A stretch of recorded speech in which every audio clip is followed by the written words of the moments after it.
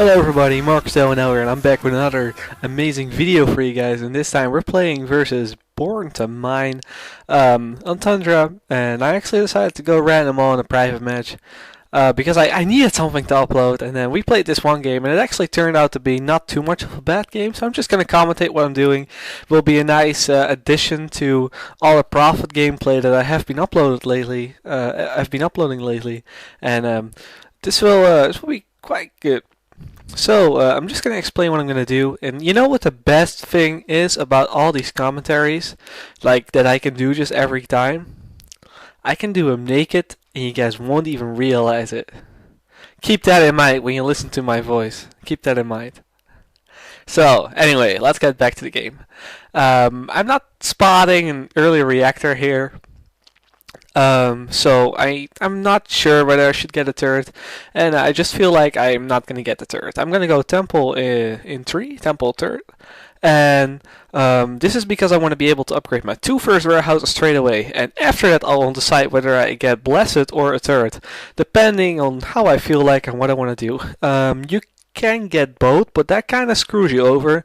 As a prophet, you gotta take a little bit of a risk early on. Actually, not getting a turret and getting blessed only, and then upgrading an extra pet, and then him denying a pet for 10 seconds extra.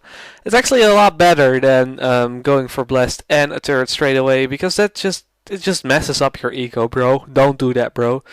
Now, obviously, he's not stupid, so he's gonna try to steal away the supplies that I'm gonna try to get, because I did not make the turret, or just because he felt like I don't really know what was going on through his mind. And I'm just gonna get, I'm not gonna get a turret. I'm just gonna get a fort pad up, and after that, I'm gonna get blessed. So I feel like with blessed is a mobile turret, but blessed is also kind of risky. Just because of the fact that, he can kill your prophet if you don't position him right. And that's why Blessed is risky. Now, I only upgrade 2 pets because I don't want to be too late on my factory. I want to make raids as a Covenant, especially as the Prophet. And I see his 5th pet going up right here, and him upgrading 3 pets. For me, that tells me that he went Reactor 4th, and I'm gonna, as soon as I get my Citadel up, I'm gonna be attacked. At least that's the timing. So I'm just gonna get Citadel, and I'm just gonna make a factory. Now the thing is, I want him to cancel that factory. I want him to attack the factory. However, he doesn't do it though. So I'm gonna make this factory, and I want him to attack it, because if he's attacking my factory, it's not hurting my eco. Now there's a couple of things you need to know. The factory is to push off the hogs and then do a nice early push versus his early tanks if he's gonna go tanks. However, if he kills your factory for too long, you just want to go straight into a hull. Just because of the fact that when he decides to go Hornets, your profit's pretty good versus Hornets as well, and then you can always switch back to Tech 2 right after that, because Hunters, they train kind of slow, and you always get a lot of money left over when you make them. So my Ghost is damaging the supply pad. I actually want him to go back with his hogs, like after I pushed him off, and try and defend that. That's what we all want. We want him to kill that Ghost, just because, so I know that it will take him another 20 seconds to do a counter push on my base, which basically is going to tell me that I can port in an extra raid or not. And to make my offense a little stronger, because I also want to have raids on offense or defense. Now he did not deny the factory, and he's actually keeping all his hogs alive pretty good here. And I'm like, as soon as my first raid gets out, I am just straight away gonna go over to his base with the Prophet, because the Prophet is slow. I need to go there, and I'm just gonna defend with the raid and see what he does. I'm gonna try to kill that one hog, but I think I got it. So I killed one of his hogs, and as you can see, he went as soon into a vehicle depot as possible. Now my one Ghost, because he never sent one hog to defend it, is already his supply pad is already half damaged.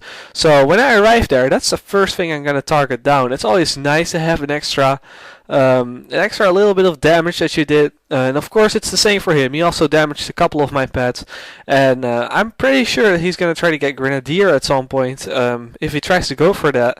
And then whenever I attack him and send my raids through, he's gonna try to do a counter attack. Now the thing is, I'm gonna keep some raids back just because I'm expecting that, and it's always good to have some units back, because if you need them in the attack, you just send them in. You just send them in. If if you don't need them at the attack, you can just leave them on defense. Because sending them on offense is instant with Covenant, and that's why I feel like you should always try to keep as much units on defense.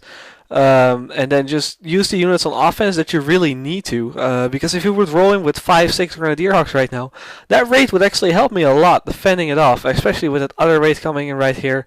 And I'm actually just keeping him on defense just because of the fact that I don't want him to play offense on me.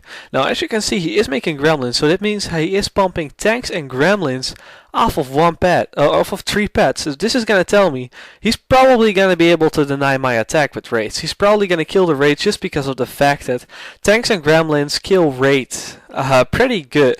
And this also tells me that he's not really going to have an eco to tech up anytime soon.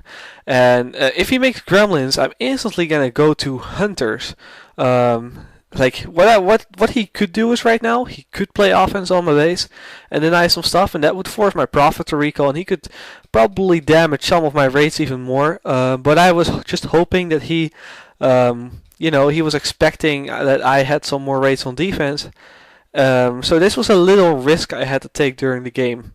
If he would attack right now, he could have been denying the hull, and in that case I would have been forced to, do other stuff, and it would have been forced to recall.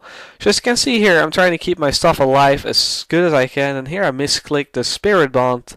I do get it eventually, so I just try to get out of there with those raids and try to get my shield back with the Prophet. And I'm really gonna try to kill off all of his units right here. No, I know that as soon as I get like 3-4 Spirit Bond Hunters out, that I'm good to go versus the tanks. Because he's not even close to Kenny, because he was pumping 2 units, which were Gremlins and stock tanks, off of 3 pads after I killed that 1 pad. So I know that he's not going to have an eco to tech up. If he wants to do something about the Hunters, he either has to switch to Flamers, which is not always a good idea versus the Prophet, just because of the fact that Attack 2 Prophet takes out Flamers pretty easily. And also, when I spot Flamers, I can upgrade my beam pretty easily. Or he has to go Hornets, which is also not a valuable option really, because I can just, as soon as I spot it, I can just get, what's that called? I can just get an air pad up myself, and then I can make vampires, and with vampires they kill stock Hornets pretty easily. So basically I got him countered whatever he does in this situation. He just needs to try to fight off the units. Like, what would have been best for him right now is to just went stock tanks and napalm flamers or something like that. But obviously this is the first time he spotted a hunter. Now I'm gonna try to catch this tank with like moving the Prophet in front of it. He reacted just a little bit too slow, but I'm still gonna get the tank and I'm gonna get these gremlins. Now the Prophet has a very long range once a unit is targeted with the sentinel beams, so therefore every unit that tries to walk away with a slow speed, I'm just gonna catch it anyway. So look at that, how that gremlin is moving away, but my Prophet's still gonna be killing it just because of the fact that the Prophet has such a huge range. And that's why Tech 2 Prophet's really good. Like, weak units can't really escape. It's different than when you're playing the Brute Chieftain. When you're playing the Brute Chieftain, he's trying to vortex your tanks down or something, or he's trying to pull them in, only one at a time. But Prophet can really long range units that are trying to get out, that are black bar, and you can't really heal them up. So that's, I guess, good about the Prophet. He is slow though, and I'm gonna clear myself an expo right now, because I feel like if he realizes that he cannot push me off, if he can't push me off, of course, then he's gonna go to try go for a base race, which is always good versus Covenant. So from this very moment on, I am gonna start all my units on defense, and I'm just gonna attack with these 5 hunters. I already think I poured in a little too much, but I wanted to make it look like that he could not push me off. I wanted to end the game here, so I go here and I spot the air pad, and I am just gonna make an air pad myself here. And with these raids that actually have a pretty long range as well, I am gonna try to just long range down the expo and eventually get the money from it, and then maybe just take an expansion right there and then transition into something else, or double pump the amount of units that I'm doing right now. So I realize that his tanks are not playing offense anymore, or defense anymore, therefore he must be going offense. So I instantly make a turret. Also see that this Hornet is not trying to attack me, so therefore I know he's gonna go to my base. So I queue up a turret right there. I keep my hunters on D right next to the air pad, and his tank's just rolling right there. They do some damage to the air pad, but I instantly get the kill, and I'm trying to get the vampire out. Now at this point, the game is already over. I really hope you enjoyed this video. I hope it was a little bit informative. About the points when you should switch to hunters and what you can do with your leftover raids and whatnot, and how you kind of want to play it. Obviously, Anders is still the better leader, but you can make it work sometimes. Hope you enjoyed it. See you guys later.